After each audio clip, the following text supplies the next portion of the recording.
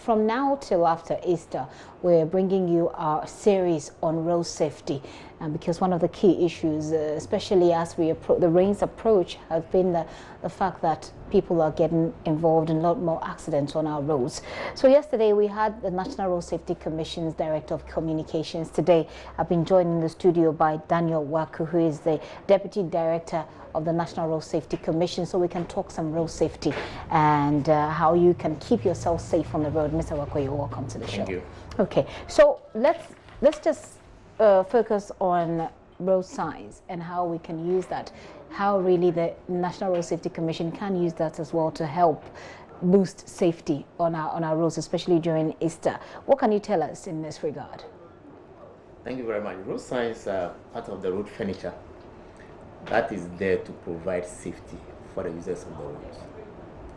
The signs are there to inform us, they are there to regulate us, they are there to direct us. Some of them are there to prohibit us from certain actions that will be injurious to our safety. It is very important that we observe the signs.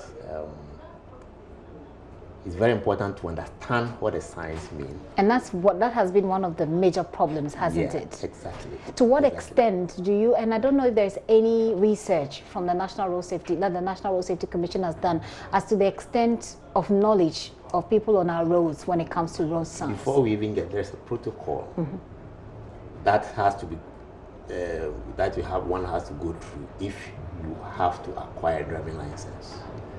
You are supposed to go through education on the signs, on the markings, and other things that involves driving.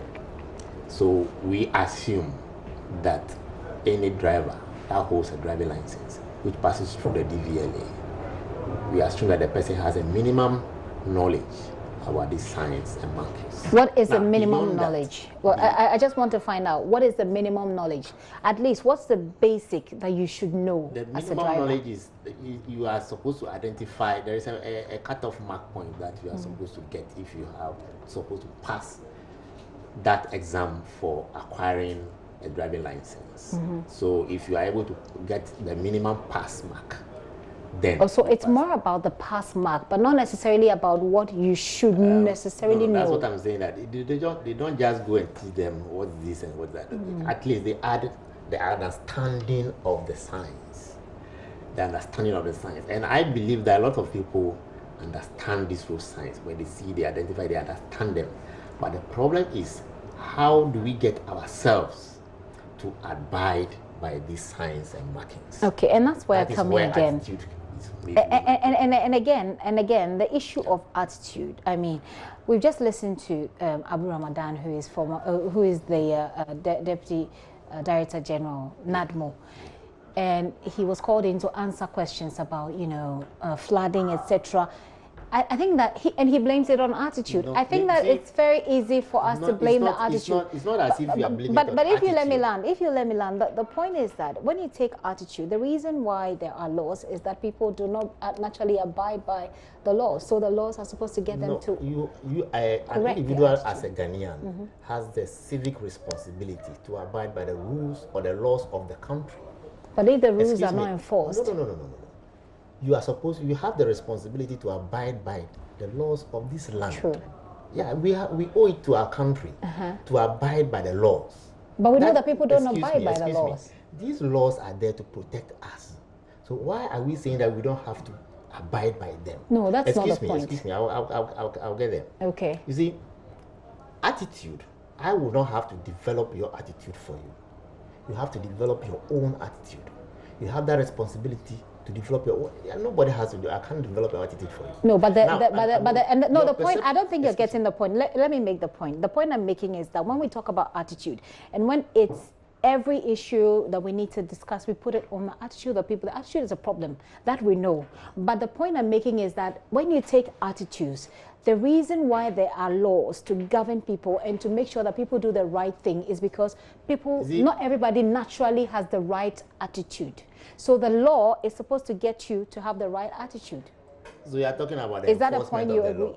Exactly. If the law is being enforced, people will abide by the rules. Education is supposed to imbibe in us positive attitudes. If you understand, for example, that if you pass here, you get killed, and you don't care. Oh, that no, is no, your, Mr. Wuaku. no, How that, many that people? I get the point. I get the it. point. But You how see, many people know that speeding kills and still speed and kill themselves? We So know. that's why. That's that why there are. That's why there are speeding limits. It's a law. It's a law. You are trying to say that the police should be there to enforce the law. No, I'm saying it's not the police. I'm saying that. I'm saying that. If you don't accept I'm saying we should not shift everything to attitude. No, excuse me. If you are not saying that the police should be there to enforce every law, then but the police shouldn't they? Excuse me. How many police personnel do we have in Ghana? Do we have to police every so single then person? That's a different problem. That is why the responsibility falls on the individual. No, but that's a different problem. Now, let's not limit the conversation to the limit the conversation to the attitude. I was just issuing the attitude bit as a fact that we should not just focus on attitude and leave the conversation there. But let's move on from attitude and deal with the issues that you have to share with us. For example, the National Road Safety Commission recently have acquired some enforcement equipment, like speed guns and alcohol meters, and have presented it to the police. So as we move towards the Easter and even beyond, the police are going to be out there. Okay. So I'm warning Ghanaians that the police are going to be out there to step up their presence on the highways to make sure that the laws are we are abiding by the law. People are abiding by the law. The National Road Safety Commission, as we approach the Easter, we are stepping up our activities, our sensitization activities. Okay. Research has shown that as we approach Easter, there is a lot of travels to church functions, to meet family, for other activities. And you all know how Easter. Do share with us the interventions that you're putting in place. We have, for example, engaged a lot of people, the NAPCO personnel, a number about 300 and more across the country. We have decided to station them along the high risk, areas or zones or corridors. What exactly will they be doing? They will be engaging the public. They'll be engaging the drivers, the passengers, the motor riders, pedestrians, to sensitize them to be what? To play safe as we move out. Okay. Will you be in any way educating people on the road signs again on this trip? Yesterday, your communications director mentioned it. We are going to do all this, but we have to segment. And for example, the drivers, for example, are very important.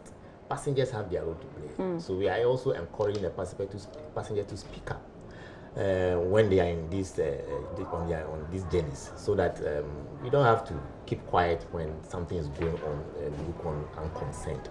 Speak up so that you can prevent the unfortunate happening. Motorcycle is another area that we are concerned about, and we are going to focus on them.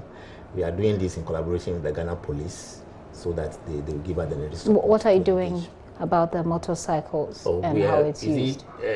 Even if you watch around them, they kind of zone themselves. They are kind of cluster around. So we are going to approach them, to engage them, to do their practices in a more safe manner.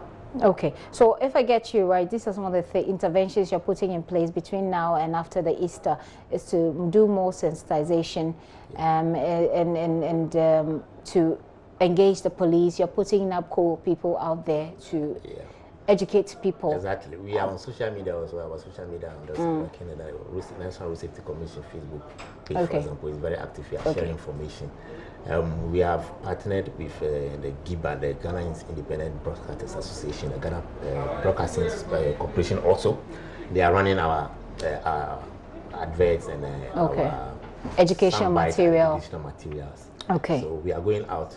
We are intensifying our activities as we approach that. Do you feel overwhelmed, National Road Safety Commission? Do you feel overwhelmed about dealing with this situation?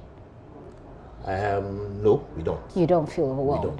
Do you feel that the interventions you're putting in place so far are achieving the desired results that you intended? Yes. It is? To what extent? The statistics can tell you something. Okay. If you go into the statistics, fatalities, for example, from pedestrians, bus occupants, have been showing signs of reduction. Has it? Yeah, it has.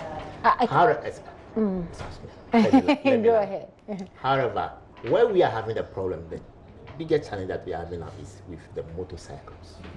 It is the motorcycle problem that is destabilizing the gains that we are making in other sectors of the road safety. That's what the research is showing. That's what the statistics is showing. Okay. Because we want to depend on what the statistics is showing. So that's the problem. I mean, we are all witness to the fact that the motorcycle situation has kind of proliferated over there. I mean, just within a very short period of time, it has kind of almost everywhere in the country. So that's where we are having a challenge. And the mere fact that it is very difficult even for the police to check the operation or the behavior of motorcycles, because the police, for example, it's not possible for a police officer to run after a motorcycle.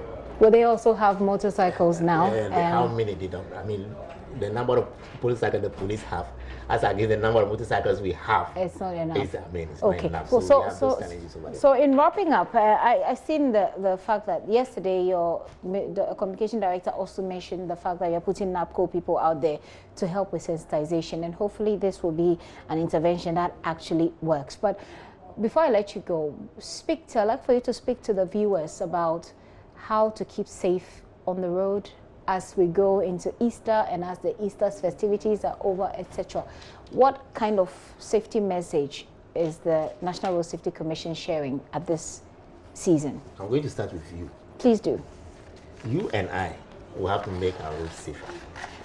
So when you and I get out there, we have to make sure that we obey the rules and regulations. The rules and regulations are there, the road signs and markings are there.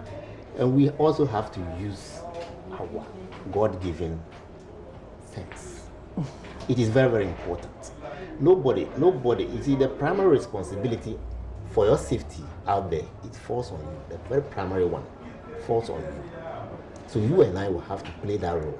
There are individual role that we need to take care of our own selves first. Then we also hope that the government or the agencies that have been there instituted to take. We don't hope. We expect the government and the agencies that we pay to do the job that they're paid to do. So finally, what's the is that the message? No. The message is this. Okay, let's wrap up. Now the message is this: Easter is a time for family reunions. Easter is a time for Christian or religious activities.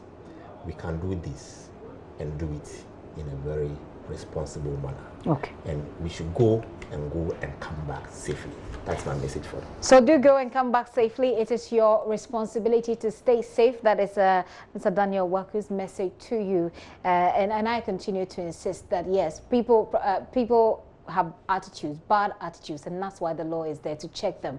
And when the law is applied, people certainly will shape their attitudes that way. Daniel Wuaku is Deputy Director of the National Road Safety Commission. Like I said, between now and until the end of Easter, we'll be bringing the National Road Safety Commission, giving them the platform to share with you safety measures, things that you should do to keep yourself safe on the road. Mr. Wuaku, thank you very much for coming.